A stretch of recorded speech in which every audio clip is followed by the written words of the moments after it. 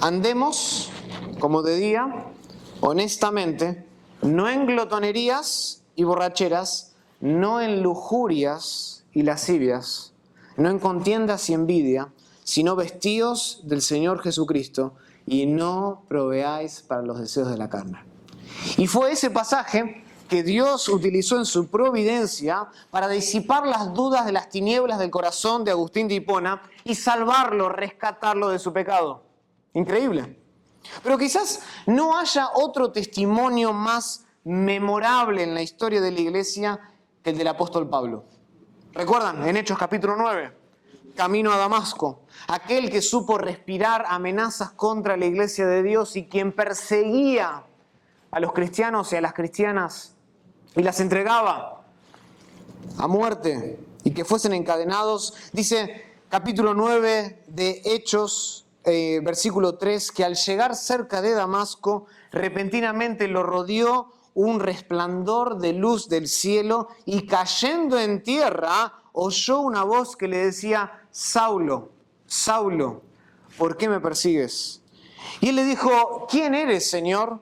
Y le dijo: yo soy Jesús, a quien tú persigues. Dura cosa te es dar coces contra el aguijón. Él, temblando y temeroso, dijo: Señor, ¿qué quieres que yo haga? Y el Señor le dijo: levántate, entra en la ciudad y se te dirá lo que debes hacer. Y desde ese momento en adelante, Saulo no volvió a ser el mismo. Pablo no volvió a ser el mismo. Cristo lo transformó por completo y pasó de ser un perseguidor de la iglesia a un predicador de la iglesia. Increíble cambio. Hubo una transformación repentina en su vida al experimentar la salvación de Dios, el llamado de Dios para salvación.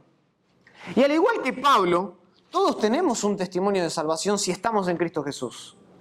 Si hemos depositado nuestra confianza en Él, todos tenemos un testimonio de salvación. Muy posiblemente no sea tan conocido, no sea tan memorable como tal vez el de Agustín de Hipona. Tal vez no sea tan memorable como el del Lutero. Es casi seguro que nadie aquí fue tombado por un rayo.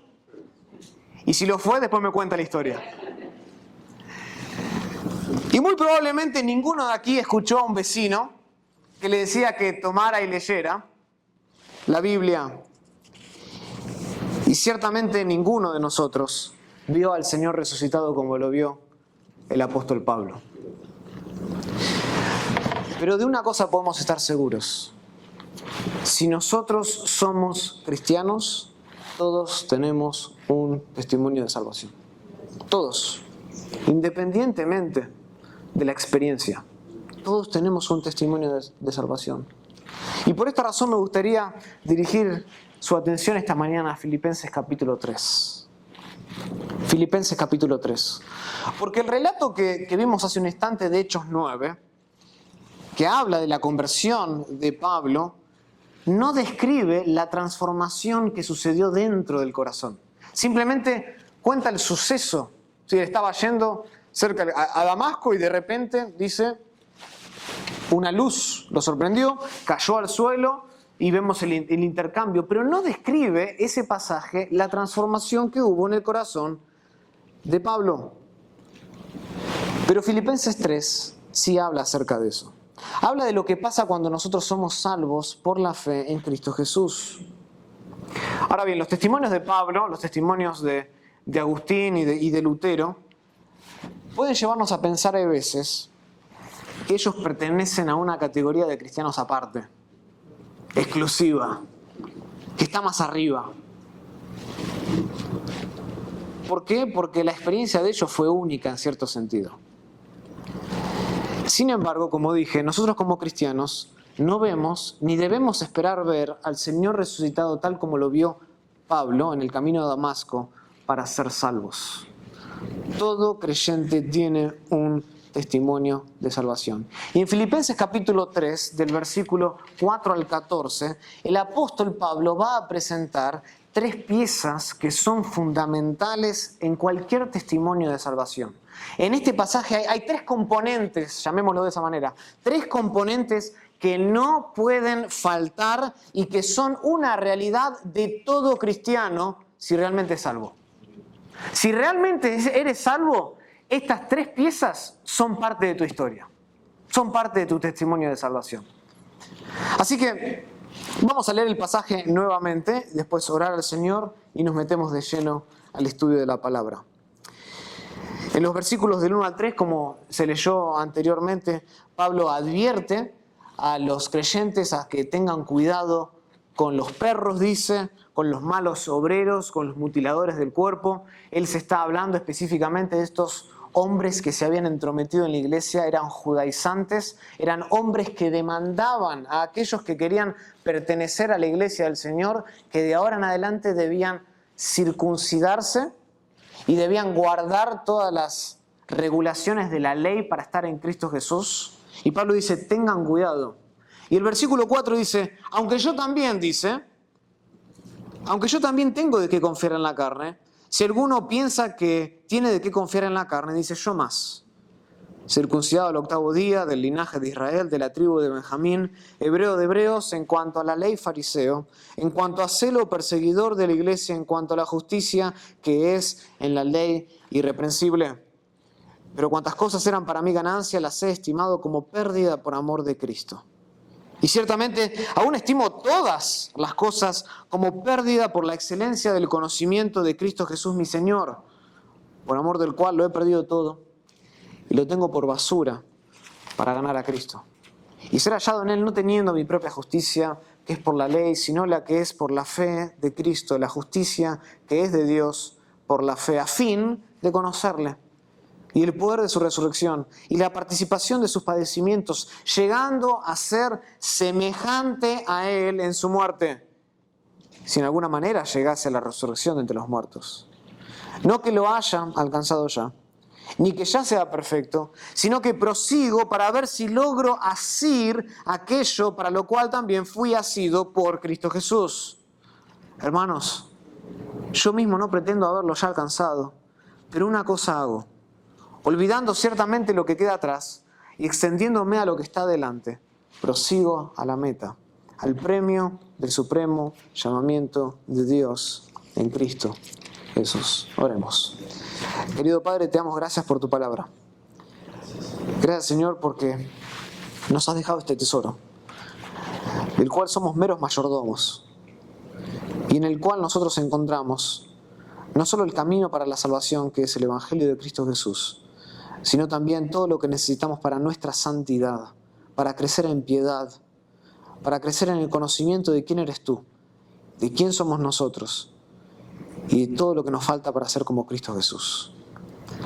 Padre, hoy venimos a escuchar tu voz, no a través de una experiencia de uno a uno, venimos a escuchar tu voz no audible desde el cielo como tal vez la escuchó Pablo en Hechos capítulo 9, sino que venimos a escuchar tu voz por medio de la predicación fiel a tu palabra. Señor, exáltate,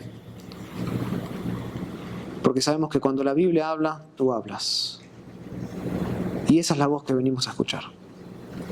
Te pido que tu Santo Espíritu opere en nuestros corazones. Tú que conoces nuestros pensamientos y nuestros corazones, nuestras necesidades, te ruego que tu Santo Espíritu pueda tomar estas palabras de vida e incrustarlas en el medio de nuestro corazón. Afianzarlas ahí en lo más profundo para lidiar con nosotros y transformarnos a la imagen de Jesús. Lo pedimos todo esto en el nombre de Cristo. Amén. El título de mi mensaje es El testimonio de todo cristiano. El testimonio de todo cristiano. Y como dije en la introducción, hay 3 piezas fundamentales, hay 3 componentes que son parte de cualquier persona que recibe a Cristo como Señor y Salvador, que es un creyente, y 3 piezas que no pueden faltar. Así que si están tomando notas, la primera pieza que es parte de cualquier testimonio de salvación es la condición que nosotros tenemos antes de venir a Cristo. Quiero que observemos la condición. ¿Cuál es nuestra condición antes de venir a los pies de Jesús? Y este componente, esta pieza, la encontramos en los versículos del 4 al 6. Del 4 al 6. Porque Pablo va a empezar a relatar su propio testimonio personal de salvación y va a presentar primeramente cuál era su condición antes de encontrar a Cristo. Y se describe así como un judío, y no simplemente como un judío común y corriente, se describe como el mejor de los fariseos, como el más legalista de todos. Y la realidad es esta, hermanos, es que si alguien hubiera podido alcanzar la salvación por el esfuerzo personal, ese hubiese sido Pablo. Si alguien hubiese sido capaz de, por medio de sus obras, alcanzar la salvación, ese hubiese sido Pablo, sin lugar a dudas. Las credenciales que tenía Pablo, que nos vamos a leer ahora en un momento, eran realmente impecables.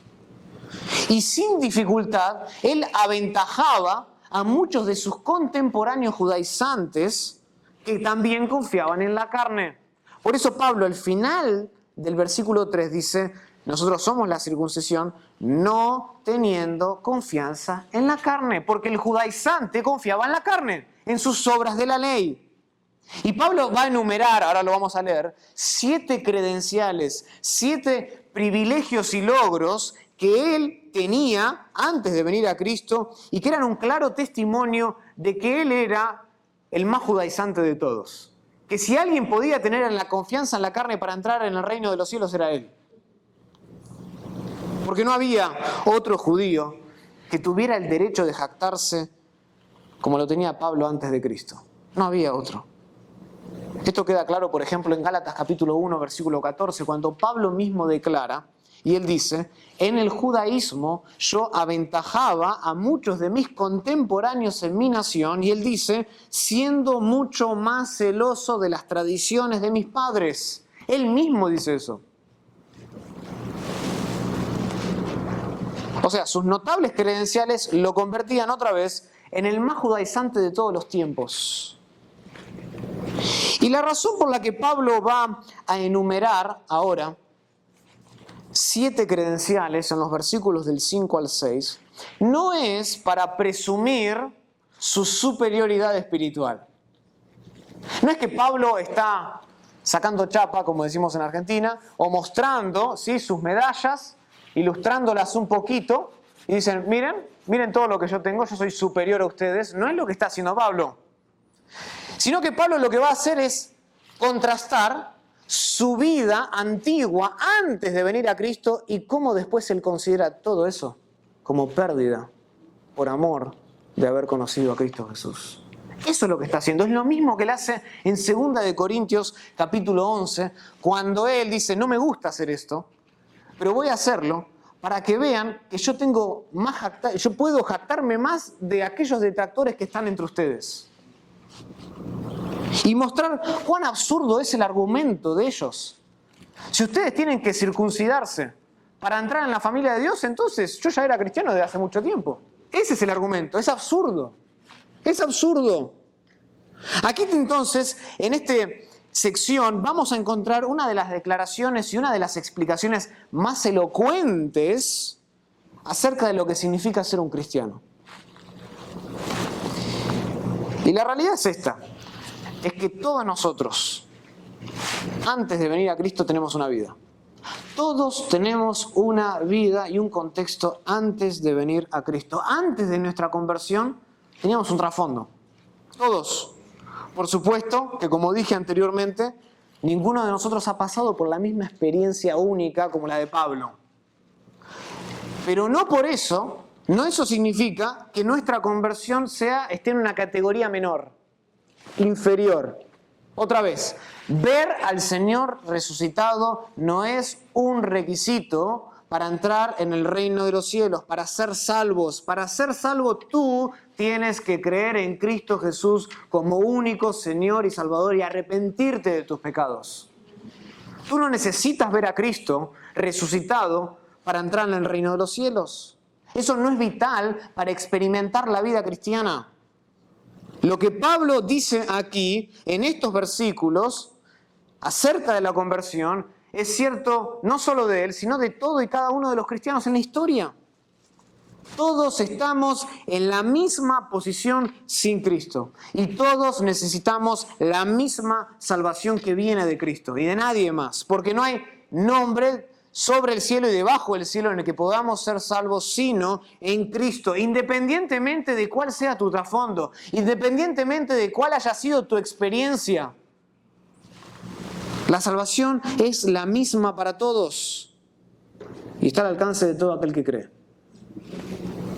Entonces, lejos esté de nosotros hacer, como lo he visto en muchas iglesias, lejos esté de nosotros hacer una especie de división entre cristianos y considerar a algunos cristianos más espirituales que otros, sobre la base de su testimonio.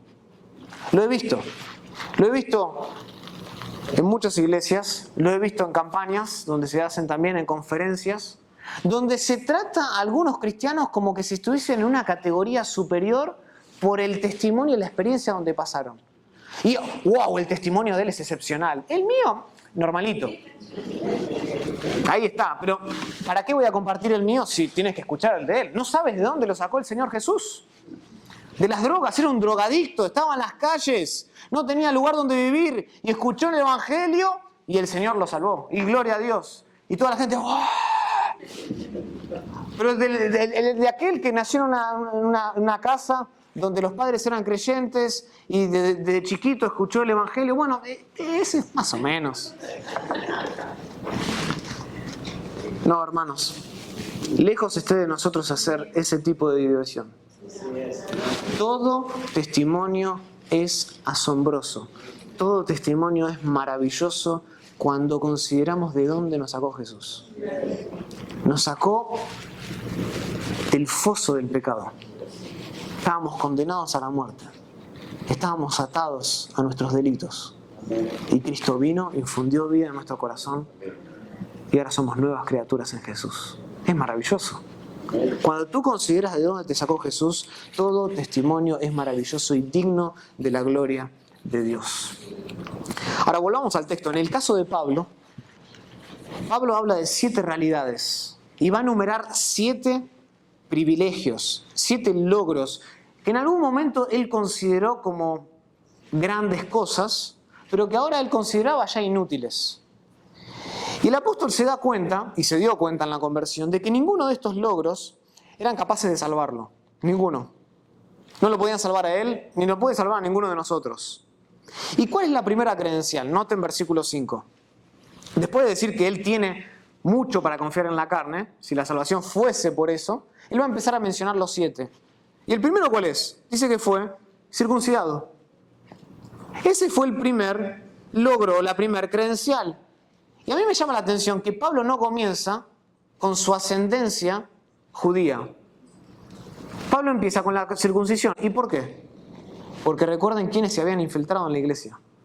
Los judaizantes. Y para los judaizantes la circuncisión era un paso fundamental para demostrar justamente tu identidad con Cristo Jesús. Y Pablo aquí nos muestra que no solo fue circuncidado, dice que fue circuncidado ¿a qué día? Al 8º día. O sea, Pablo quiere mostrarnos desde el principio que él se había conformado y había seguido las estrictas regulaciones de la ley, como vemos en Levíticos capítulo 12, versículo 3. Noten que el texto no dice que él fue circuncidado solamente. Él fue circuncidado al 8º día. Cada palabra inspirada, cada palabra debe ser proclamada, es importante. Y él agrega que fue circuncidado al 8º día, ¿por qué? Él está diciendo, yo no soy un gentil prosélito. Yo no me circuncidé siendo adulto. No, siendo niño. O sea, yo he seguido las estrictas regulaciones de la ley. Además, dice, yo soy del linaje de Israel. Esa es la segunda credencial. Lo cual habla de ¿qué? De su ascendencia. O sea, ambos padres de Pablo eran auténticos judíos. Y él podría hacer algo que no muchos judaizantes podían. Él podía trazar su árbol genealógico hasta el mismo Jacob.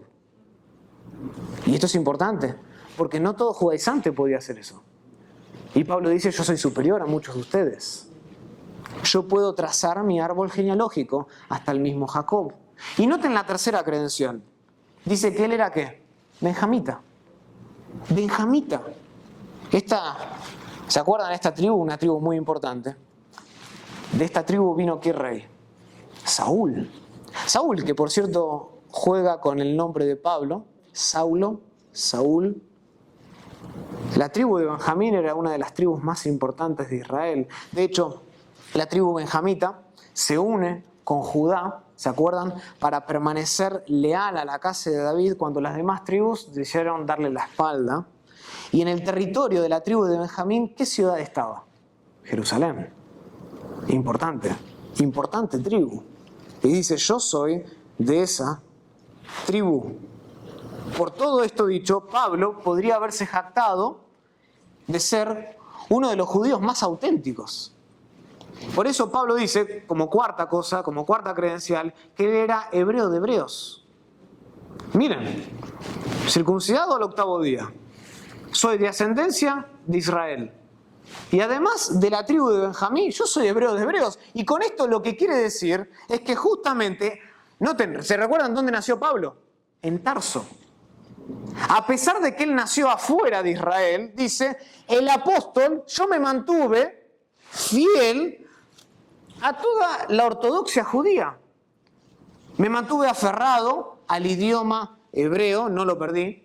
Seguí practicando las tradiciones ortodoxas, seguí practicando las costumbres judías, en contraste con muchos judíos de aquella época, que es lo que se conocen los judíos helénicos, judíos que habían nacido fuera de Israel, pero que, por ejemplo, habían cortado lazo con el idioma, ya no hablaban hebreo, hablaban griego, ya no celebraban las costumbres judías. Y Pablo dice, no, yo soy hebreo de hebreos, yo no he cortado lazo. O sea, los privilegios de Pablo eran ciertamente envidiables para cualquier judío. Pero hay más. Estos son solo 4 credenciales. Noten la quinta. Al final del versículo 5, dice Pablo que él llegó a consagrarse al extremo del judaísmo. Es decir, él era tan celoso por la ley que se convirtió ¿en qué? En fariseo. En fariseo. O sea, él alcanzó el nivel más alto del judaísmo devoto, del judaísmo legalista. Él se convirtió en fariseo. Él se había entrenado, ¿se acuerdan?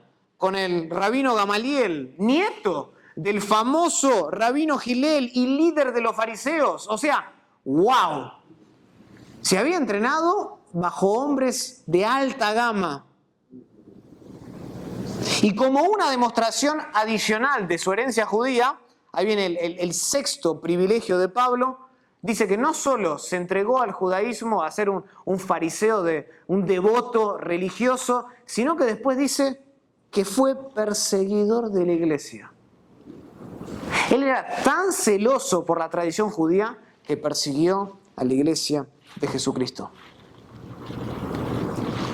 Ningún judío podía equipararse con Pablo. Ningún judío podía hablar de la manera que Pablo hablaba. Y si tendríamos que juzgar por la apariencia solamente, podríamos decir que Pablo era un judío ejemplar. Y eso es lo que Pablo dice al final del versículo 6. Y esta es la 7ª credencial. Él dice que en cuanto a la ley, él era irreprensible. Él era intachable. Él era intachable. Él era ejemplar.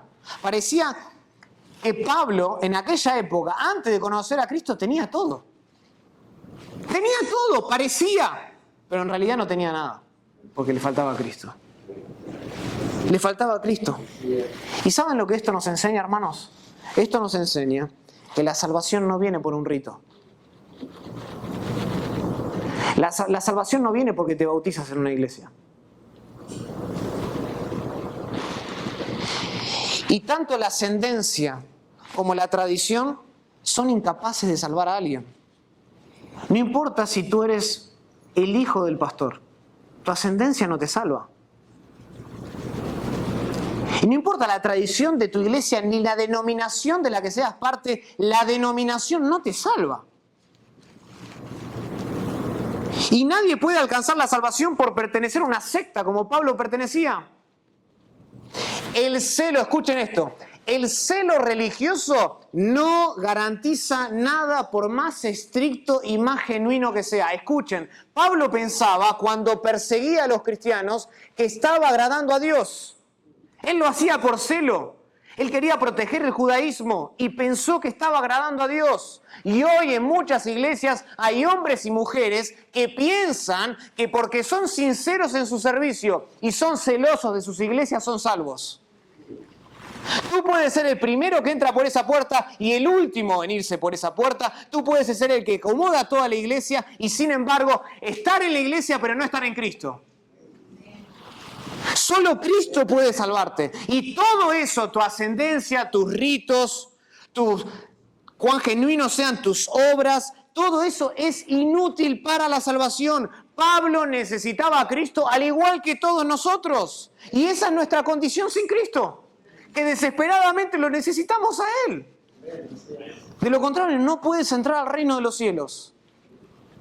Esa es la condición. Y esa es una pieza fundamental de todo testimonio. A veces que me preguntan, no sé cómo contar mi testimonio. Empieza con esto. Empieza donde estabas, mostrando cuál era tu condición sin Jesús. Y después de enumerar 7 notables credenciales en su condición de judío y fariseo, Pablo va a pasar a detallar su conversión. Y este es el segundo punto. Vimos la condición de Pablo antes de Cristo y ahora Pablo va a pasar a detallar la conversión. Y este es el gran tema de los versículos del 7 al 11. Y esta es la segunda pieza que no puede faltar en un testimonio cristiano, la conversión. Como dije, en el Nuevo Testamento encontramos otras secciones del testimonio de Pablo. Leímos uno, Hechos 9, pero también está Hechos 22, Hechos 26, pasajes que hablan de la conversión de Pablo. Pero Filipenses 3 es especial. Filipenses 3 es especial porque habla de la conversión de Pablo y se enfoca en la teología de la conversión, más allá que en los detalles. No nos da detalles de que si él estaba camino a Damasco, si vio una luz, si se cayó al suelo, no. Filipenses 3 nos va a mostrar qué es lo que sucede en el corazón de una persona cuando llega a los pies de Jesús. Y eso es maravilloso. Y el apóstol aquí va a describir el cambio absoluto que no puede darse en la vida de nadie a menos de que Cristo esté presente. A menos de que Cristo te toque. De otra manera, tú no puedes cambiarte. De la misma manera que un leopardo no puede cambiar sus manchas. Tu naturaleza pecaminosa te condena. Tu obrar malo te condena. Y tú necesitas que Cristo haga un milagro en tu vida. Y noten cuál es el punto de inflexión. El punto de inflexión en el pasaje, el eje por el cual cambia todo es Cristo Jesús. Noten que en los versículos 4, 5 y 6 no se menciona a Cristo. Cuando Pablo está hablando de su condición antes de Cristo, no menciona a Jesús. Pero del versículo 7 en adelante, Pablo menciona 10 veces a Cristo. Porque ese es el punto de inflexión de Pablo y de cualquier cristiano. Cristo te alcanza y todo cambia, nada permanece igual.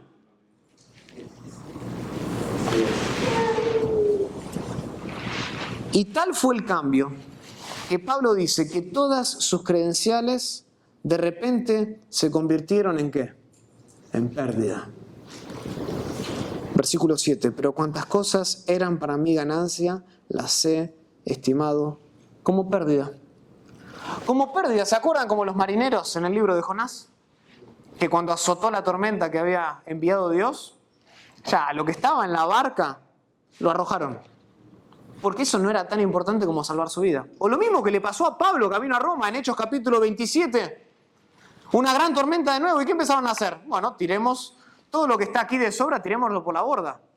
Porque eso no es tan importante, lo consideramos como pérdida para no perder nuestra vida. Y aquí el apóstol, por la palabra pérdida, está usando el lenguaje contable. ¿Aquí hay algún contador? Ay, ¿no? Sí. Está utilizando el lenguaje contable. Y yo me acuerdo cuando estaba en el high school y tenía que estudiar contabilidad y tenía esas hojas, ¿no? Y parecían 5 o 7 hojas pegadas, desplegables así, tenía varias columnas. Pero en la contabilidad, la verdad que es sencillo, hay solo 2 columnas. Ganancias y pérdidas. Y Pablo está utilizando ese lenguaje. En la columna de ganancias, todas estas credenciales que mencioné en los versículos 5 y 6, para mí eran ganancia. Tenían un valor para mí. Pero en el momento que apareció Cristo, todo cambió. Y noten que Pablo no dice que él las consideró como indiferentes. Noten que no dice que las consideré sin valor. Dice que ahora las consideró y las pasó a la columna de pérdidas. No porque estas cosas fueran en sí mismas malas. Pablo no dice, hey, la ley es mala.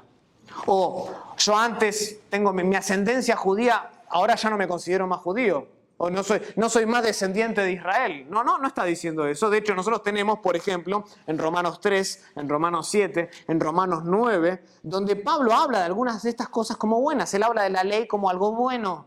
Él no condena eso necesariamente. Lo que sí condena es que él había confiado en estas cosas para salvación. Ahí estaba el problema. Por eso él dice, estas cosas las considero como pérdida, porque yo estaba considerando que mi ascendencia judía, mi circuncisión, el ser de la tribu de Benjamín, el ser hebreos de hebreos y mantener todas estas celebraciones ortodoxas, me hacían a mí un beneficiario de la salvación que viene de parte de Dios. Es decir, Pablo tenía una idea equivocada de sus logros, Pablo tenía una idea equivocada de sus privilegios. ¿Y acaso esto no es lo mismo que nos sucede a nosotros cuando llegamos a Cristo? Antes de nuestra conversión, ¿qué pasaba? En su momento nosotros depositábamos nuestra confianza ¿en qué? En credenciales. Lo mismo. Tal vez no eran estas, pero teníamos otras. Y todas esas cosas, llámense las buenas obras, llámense al pertenecer a una iglesia católica romana, el ser el hijo de fulanito de tal, pensábamos que en esas cosas encontrábamos la seguridad de nuestra salvación. Y sin embargo, esas cosas eran pérdida. ¿Por qué? Porque no nos permitían ver y apreciar a alguien más grande que Jesucristo. ¿Qué es Jesucristo? Todas estas cosas para nosotros parecían inofensivas, parecían inocentes, pero en realidad eran pérdida cuando las comparamos con el valor incalculable de conocer a Cristo Jesús. Y este es el punto, hermanos, nada se compara con Cristo. Nada.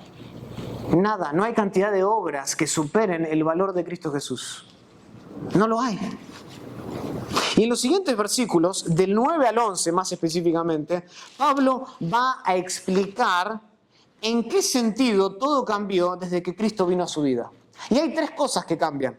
En primer lugar, Pablo dice que desde que vino Cristo a su vida, él obtuvo una idea completamente nueva de sí mismo. Tuvo una idea completamente nueva de sí mismo. Nota en versículo 9. Y ser hallado en él, no teniendo mi ¿qué? Mi propia justicia.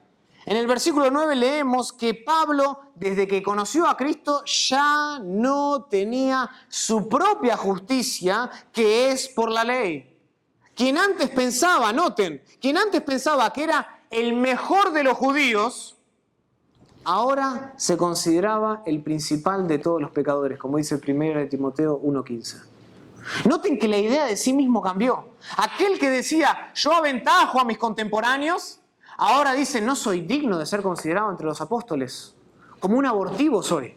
No soy considerado, no soy digno de esto. ¡Qué transformación, hermanos! Es una transformación que solo Cristo puede darnos. Aquí tenemos a un hombre que en términos legalistas podría plantarle la cara a cualquiera de sus contemporáneos. Había alcanzado un grado envidiable de observancia a la ley, tanto que nadie podía levantar un dedo y apuntar a Pablo y decirle que él había cometido una infracción de la ley, una falta de la ley. Era intachable, no se lo podía agarrar de ninguna manera. Parecía perfecto Pablo desde afuera. Humanamente hablando, era intachable, era irreprensible. Pero una vez que fue iluminado, su idea de sí mismo cambió. Y Pablo fue consciente de su corrupción. Pablo fue consciente de su pecado. Y Pablo se dio cuenta que había alguien más que podía hacerle y plantarle la cara y que era mucho más perfecto que él. Y él miró a la vida perfecta de Cristo y descubrió que él estaba completamente roto, que él estaba en bancarrota espiritual, que él estaba muerto en delito y pecado y que todo lo de afuera era una fachada religiosa.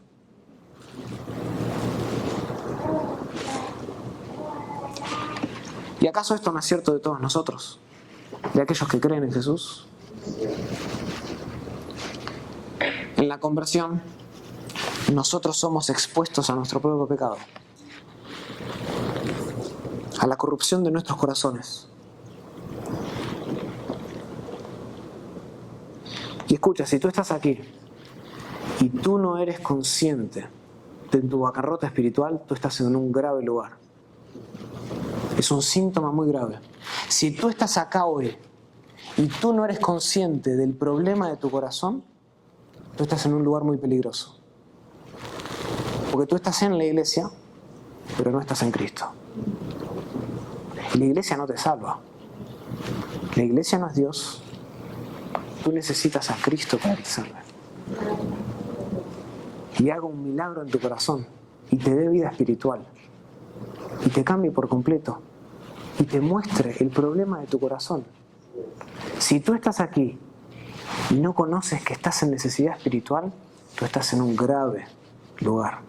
Tú necesitas arrepentimiento. Solo porque estés aquí y tu papi y tu mami te trajeron, no te hace creyente.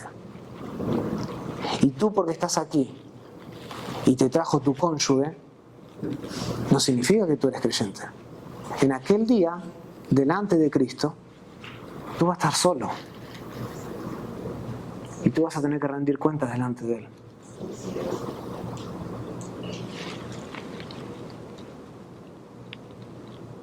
Noten que la idea de Pablo de sí mismo cambió. Cambió. Él no se veía como el mejor. Ahora él se veía como en bancarrota espiritual, en necesidad de Cristo. Y en segundo lugar, Pablo también obtuvo una nueva idea de Dios. De Dios. Antes de ver a Cristo, su relación con Dios giraba en torno a su propia justicia, dice el texto, y sus propios méritos humanos. Es decir, antes la religión de Pablo era antropocéntrica. Giraba en el hombre, en lo que él hacía, en sus logros, en sus privilegios, en sus medallas. Pero ahora se había dado cuenta de que la justicia que necesitaba para entrar al reino de los cielos debía venir de Dios mismo. Noten versículo 9. Ser hallado en él no teniendo mi propia justicia, que es por la ley, sino la que es por la fe de Cristo, la justicia que proviene, que se deriva, que viene de Dios por la fe. Él se dio cuenta de que para entrar al reino de los cielos, él necesitaba no justicia humana, él necesitaba justicia divina. Esto es lo mismo que Jesús predicó en el Sermón del Monte. Al final del capítulo 5, versículo 48, Jesús le dice a sus seguidores: sed pues perfectos como vuestro Padre que está en los cielos es perfecto. Tú necesitas perfección para entrar al reino de los cielos. No inocencia, perfección. Y nadie puede alcanzar la perfección si no es por medio de Cristo. Cristo no solo nos perdona de nuestros pecados, Cristo además nos viste de la justicia divina. Hermanos, esto está en el corazón del Evangelio y tú tienes que entender esto. Tú tienes que entender esto, porque si le erras en el Evangelio, le erras con todo. Tú tienes que entender esto. El Evangelio no son solo buenas nuevas de salvación en el sentido de que te perdono el pecado. No, porque si solo lo que el Evangelio hiciera sería perdonarnos del pecado, ¿saben en qué condición estaríamos nosotros? En la misma condición que estaba Adán y Eva antes de Génesis 3. Inocentes, no habían pecado, pero tampoco eran justos. Tú no necesitas solamente que se te salte la cuenta. Tú necesitas ser espiritualmente rico para entrar al reino de los cielos. Tú necesitas ser revestido con la justicia de Dios. Y tú eso no lo puedes alcanzar. Y Cristo te lo puede otorgar en el perdón de los pecados, en la cruz del Calvario. Él te puede revestir con la misma justicia que Dios demanda. Eso es lo que tú necesitas. Perfección. Y solo Cristo te lo puede dar. Y nada de esto es posible sin Dios. Como dice Pablo en 2 Corintios capítulo 5, 18 en adelante, que Él mismo estaba reconciliando consigo al mundo por medio de Cristo. Y por último, noten que Pablo afirma también, no solo que la idea de sí mismo cambió, no solo de que su idea de Dios cambió, sino que también cambió su idea de la vida. Versículos 10 y 11. A fin de conocerle y el poder de su resurrección y la participación de sus padecimientos, llegando a ser semejante a Él en su muerte. Y continúa Pablo. Noten que el propósito de la vida de Pablo fue transformado por completo. Y no solo el propósito de su vida, sino, ¿saben qué más? El propósito de la vida y también su concepción de la muerte cambió. La muerte para Pablo ya no contaba como una pérdida. Filipenses capítulo 1, versículo 21. Para mí el vivir es Cristo y el morir, ¿qué es? Ganancia. Porque prefiero estar con Cristo, que es muchísimo mejor. Noten que su visión de la vida y de la muerte cambiaron cuando conoció a Cristo. Y en esto consiste la conversión del cristiano. Cuando tú te conviertes por medio del Evangelio, tu idea de ti mismo cambia, tu idea de Dios cambia y tu idea de la vida y de la muerte cambia por completo. Somos literalmente una nueva criatura en Cristo Jesús. Nada permanece igual cuando nos convertimos. El núcleo de todo nuestro ser, el núcleo de nuestra existencia, ahora no lo controlas tú, lo controla Cristo. En eso consiste la conversión, en convertirte a algo que no eras. Esa es la conversión. Y esto debe ser parte de cualquier testimonio cristiano. No solo contar tu condición antes de Cristo, sino contar también cómo el Señor te ha transformado. Y todo cambió. Viste a Cristo y nada permaneció igual en tu vida. Eres una nueva criatura. Esas son las buenas nuevas. Y por último, por una cuestión de tiempo, vamos a ver el final del pasaje, versículos 12 al 14. Pablo nos da la tercera pieza. La tercera pieza que forma parte del testimonio de todo cristiano. Y la tercera y última pieza que no puede faltar en un testimonio cristiano, ¿saben qué es? El crecimiento. El crecimiento. Vimos la condición antes de Cristo, vimos la conversión a Cristo y ahora vamos a ver el crecimiento que viene después de Cristo. El crecimiento. Y esto lo vemos en los versículos 12 al 14. Pablo dice, no que lo haya alcanzado ya, ni que ya sea perfecto, sino que prosigo por ver si logro asir aquello para lo cual fui también nacido por Cristo Jesús. Hermanos, yo mismo no pretendo haberlo ya alcanzado, pero una cosa hago, olvidando ciertamente lo que queda atrás y extendiéndome a lo que está delante, prosigo a la meta, al premio del supremo llamamiento de Dios en Cristo Jesús. Noten que Pablo en esta sección del pasaje nos dice que ahora el cristiano tiene una meta en particular. ¿Cuál es la meta? Versículo 12. Asir aquello por lo cual fuimos también nacidos por Cristo Jesús. Esa es la meta del creyente. ¿Qué significa asir?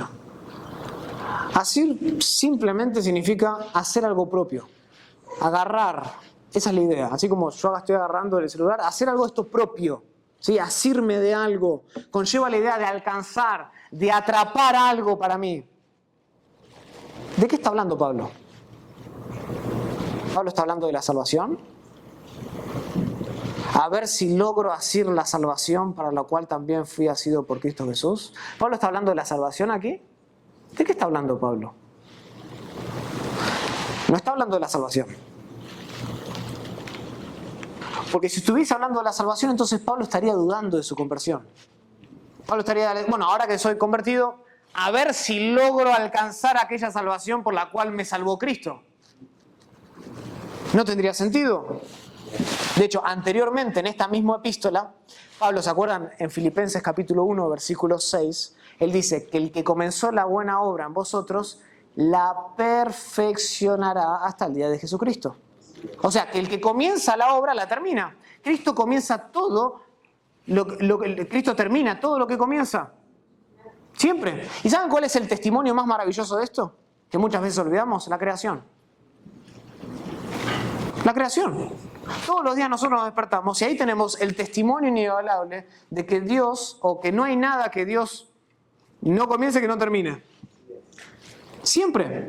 Él dijo, sea la luz. ¿Y qué pasó? Pasaron miles de millones de años en un proceso evolutivo y después vino la luz de una partícula y de una explosión. No. Sea la luz y al instante fue la luz. No necesita esos procesos Dios. Sea la luz y fue la luz. Y en 6 días acabó todo y al 7º día, como un gran pintor, vio todo lo que hizo y ¡wow! Está todo en su lugar. Hoy en día termina el pintor, da 2, 3 pasos para atrás, mira y dice, vamos a empezar de nuevo, o lo ajusto acá. No hubo ningún ajuste. Él sabía lo que estaba haciendo. Y él terminó lo que comenzó. Y de la misma manera, él comienza una nueva creación espiritual en el creyente. ¿Y saben qué? La termina. Él no lo deja a medias. Siempre perfecciona. Entonces, ¿son acaso estas las palabras de alguien que no está completamente seguro de su salvación? No. Pablo estaba seguro de su salvación. De hecho, unos versículos más adelante, como leímos en Filipenses 1:21, en Filipenses 1:23, Pablo afirma que el morir era ¿qué? Ganancia. Ganancia. ¿Son acaso estas las palabras de alguien que no está seguro de su salvación? No. Porque si yo no sé, si no estoy seguro de mi salvación, entonces el morir no son buenas nuevas. El apóstol estaba 100% seguro de su salvación. De eso no hay duda. ¿Se acuerdan Romanos? Capítulo 8, versículos 29 y 30, cuando Pablo habla de esa cadena de salvación que ocurre con justamente la predestinación, cómo Dios escoge, cómo Dios llama, cómo Dios justifica, santifica y después ¿qué hace? Glorifica. Lo que Él comienza, Él termina. Y por eso Pablo al final dice, ¿qué nos puede separar del amor de Cristo? Nada. Nada ni nadie. Él va a terminar lo que comenzó. Entonces Pablo estaba 100% seguro. Entonces, si Pablo no está hablando de la salvación aquí, en el versículo 12, ¿de qué está hablando? Esa es la pregunta. ¿Asir qué? ¿Alcanzar qué? ¿De qué está hablando? Y la respuesta la encontramos en el contexto, particularmente al final del versículo 12, y es algo que Pablo ya nos ha venido diciendo desde antes. Pablo dice, a ver si logro asir aquello, por lo cual también fui asido por Cristo Jesús.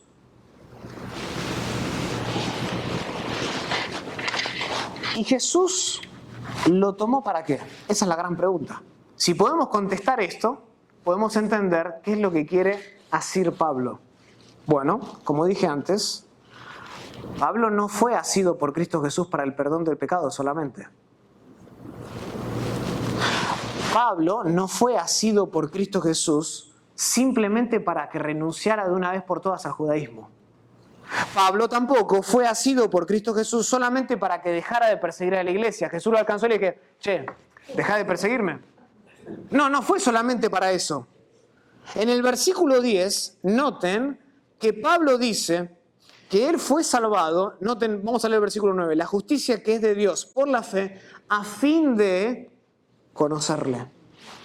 Y el poder de su reacción y la participación de sus padecimientos, llegando a ser semejante a Él. Ahí está la respuesta.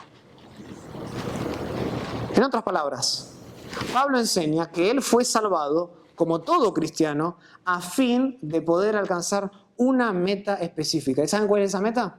Conocer a Cristo perfecta y completamente y ser semejante a Él.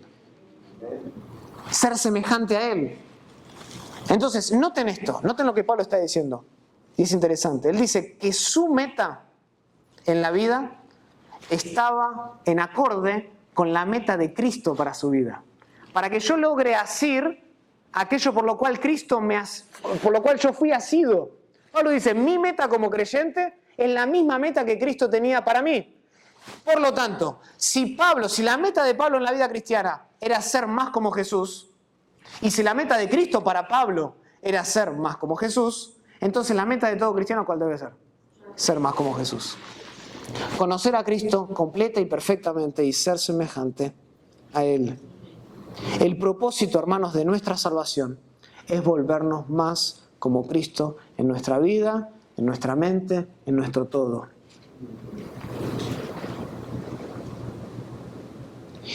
Y todo esto, ¿saben a qué apunta? al crecimiento constante que debe darse en la vida del creyente. Al crecimiento. Al crecimiento. Pablo aquí dice algo que a mí, la verdad, me llama la atención. Pablo acá dice que él no estaba satisfecho con su vida. Increíble. No estoy hablando del Pablito de la secundaria. No. Estoy hablando del gran apóstol Pablo. Alguien que antes de venir a Cristo ya tenía privilegios y logros y grandes metas alcanzadas. Que aprendió debajo de grandes maestros. Y que después de venir a Cristo fue alguien fundamental de la iglesia. Que de hecho subió al tercer cielo. Ese mismo Pablo no estaba satisfecho con su vida. Habían elementos en la vida de Pablo que le producían un fuerte sentido de insatisfacción. Noten, 3 veces en este pasaje Pablo señala que no había alcanzado esa meta de ser como Jesús. Noten, versículo 12, no que lo haya alcanzado ya, 1, ni que sea yo perfecto, 2. Versículo 13, hermanos, yo mismo no pretendo haberlo ya alcanzado, 3. 3 veces en 2 versículos nos dice que él todavía no había alcanzado la meta de ser semejante a Cristo en todo. Había un sentido de inconformidad, había un sentido de descontentamiento que lo motivaba a Pablo a seguir adelante. Y toda su vida giraba en torno a esta búsqueda de volverse más como Cristo. Y su preocupación por crecer era tan pero tan grande que se había transformado en una especie de obsesión. Pablo estaba obsesionado por ser como Jesús.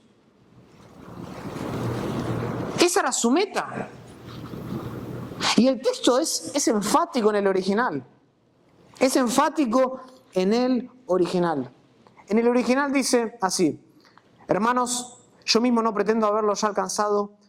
Bueno, en nuestra traducción dice, pero una cosa hago. En el original la palabra hago no está ahí. Literalmente dice, hermanos, yo mismo no pretendo haberlo ya alcanzado, pero una cosa.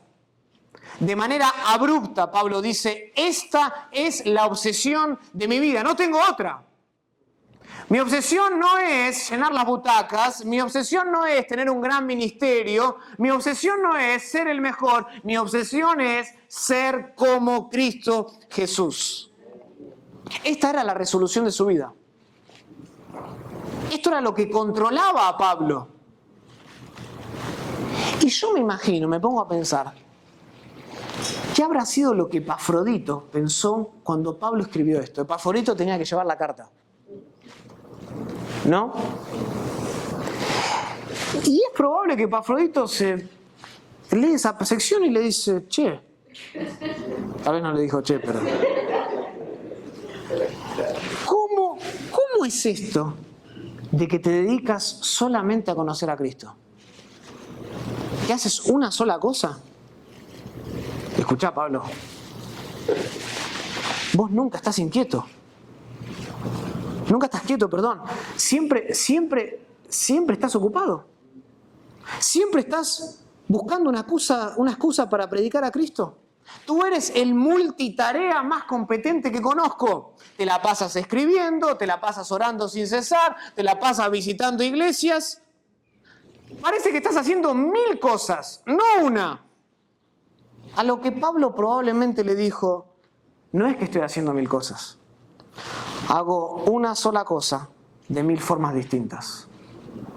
Y hermanos, hay una gran diferencia entre estos dos estilos de vida.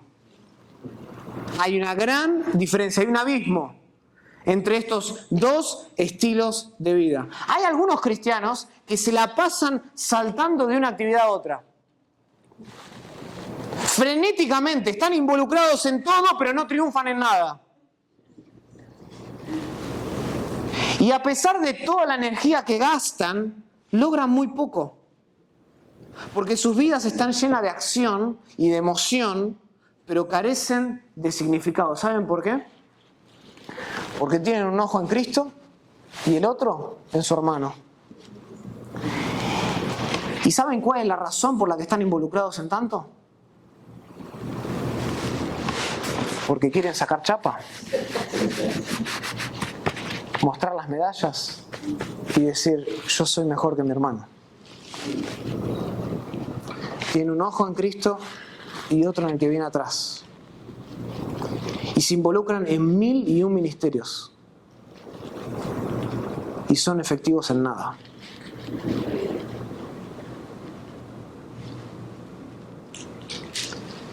Y están todo el tiempo comparándose con otros cristianos para ver quién es mejor.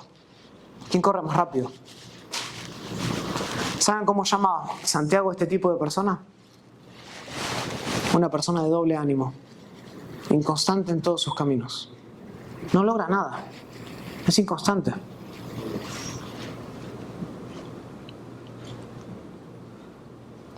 Y eso tal vez te describe a ti hoy, ¿no? Te pareces más a un camaleón. Tienes un ojo ahí y el otro para atrás. Y estás viniendo a la iglesia por motivos equivocados. Y estás sirviendo en la iglesia por motivos equivocados. Pregúntate, tú conoces tu corazón. Pregúntate por qué haces lo que haces. ¿Lo haces por amor a Cristo? ¿O porque quieres correr más rápido del que viene atrás? ¿Quieres sacarles ventaja? Y si puedes, pasarlos por arriba. Pisarlos en el intento. Pregúntate. Y si ese eres tú, yo te invito a que te arrepientas. Porque el arrepentimiento no es una sola vez. Lo que caracteriza al cristiano verdadero es que se arrepiente en todo momento. Porque ve la perfección de Cristo y dice, todavía me falta tanto para ser como Él. Debemos asegurarnos entonces, hermanos, de que Cristo sea nuestra mayor obsesión. Cristo. No hagas del matrimonio tu mayor obsesión. De la crianza de tus hijos tu mayor obsesión. Del ministerio tu mayor obsesión. Haz Cristo la mayor obsesión de tu vida. Dejemos de medirnos con otros cristianos y enfoquémonos en conocer a Jesús en un estado de comunión perfecta, que sí es cierto, no lo vamos a alcanzar hasta que estemos delante de Él. Pero moriremos en el intento, mientras tanto. No nos comparemos con las posiciones relativas de los otros competidores cristianos en la carrera. Porque como dijo Juan Crisóstomo, él dijo, el corredor, el verdadero corredor, no cuenta cuántos circuitos ha concluido, sino cuántos le faltan. Y hoy hay creyentes en la iglesia que están contando cuántas vueltas han dado y se olvidan todavía de las que les quedan por delante. Miremos para adelante, elevemos nuestros ojos y pongamos nuestra mirada en Cristo Jesús, el autor y el consumador de nuestra fe. Busquemos amar a Cristo ardientemente y servirle con sincera alegría todos los días de nuestra vida. Esa debe ser nuestra meta, esa debe ser la meta de todo cristiano. Y todo lo demás es un estorbo a nuestro crecimiento. Busca amarlo a Él de corazón completo, con tus dos ojos fijados en Él y solamente en Él. Porque si a ti te falta crecimiento, entonces tú deberías preguntarte si realmente experimentaste conversión. Y si tú todavía estás en una condición sin Cristo. El testimonio de todo cristiano tiene estas tres cosas. Una condición sin Cristo, una conversión a Cristo y un crecimiento después de Cristo. Constante, no perfecto. Nuestra vida cristiana no es así. No, sube, baja, sube, baja. Pero Él es fiel en terminar la buena obra que comenzó. Entonces, como dije al principio, el testimonio de todo cristiano debe incluir estas tres piezas fundamentales. Evitemos la tendencia que tienen algunos de querer tener la misma experiencia de otros, el mismo testimonio que tuvo Agustín de Hipona o Lutero o Pablo. Tú no eres ni Lutero ni Agustín, ni mucho menos Pablo. Lo que importa es que tú conozcas a Cristo. Eso es lo que importa. Y otra vez, si tú estás aquí y tú todavía no te has arrepentido de tus pecados y tú no amas a Cristo y estás aquí más por obligación o para caerle bien a alguien, la invitación es gratis. Te invito a que tú te arrepientas de tus pecados, que clames a Jesús, Porque en la condición que estás, no hay nadie, no hay nada que tú hagas que te pueda salvar. Nada. Estás en una condición de muerte espiritual. Tu pecado te condena, y no te condena por unos días, no te condena por unas horas. Acá no hay salida. Porque tú has hecho enojar a un Dios santo. Y Él está airado contra tu pecado. Y no hay nada que puedas hacer en tus fuerzas ni en tus méritos para comprarte la entrada al cielo. Lo único que tú puedes hacer es actuar en desesperación, en fe, y clamarle a Jesús que te limpie de tu pecado. Que cubra tu maldad. Que pague lo que tú no puedes pagar. Que salde la cuenta que tú no puedes saldar. Y que te vista de la justicia que tú no puedes alcanzar sin Él. Clámale a Dios. Clámale a Dios. Eso es lo que importa en la vida. Y para aquellos que dicen ser creyentes y que afirman que han tenido una conversión y que ya no tienen la condición sin Cristo que tenían antes, mi pregunta para ti esta tarde es: ¿estás satisfecho con tu vida cristiana? ¿Estás satisfecho con tu vida cristiana? ¿Estás satisfecho en el lugar que estás hoy?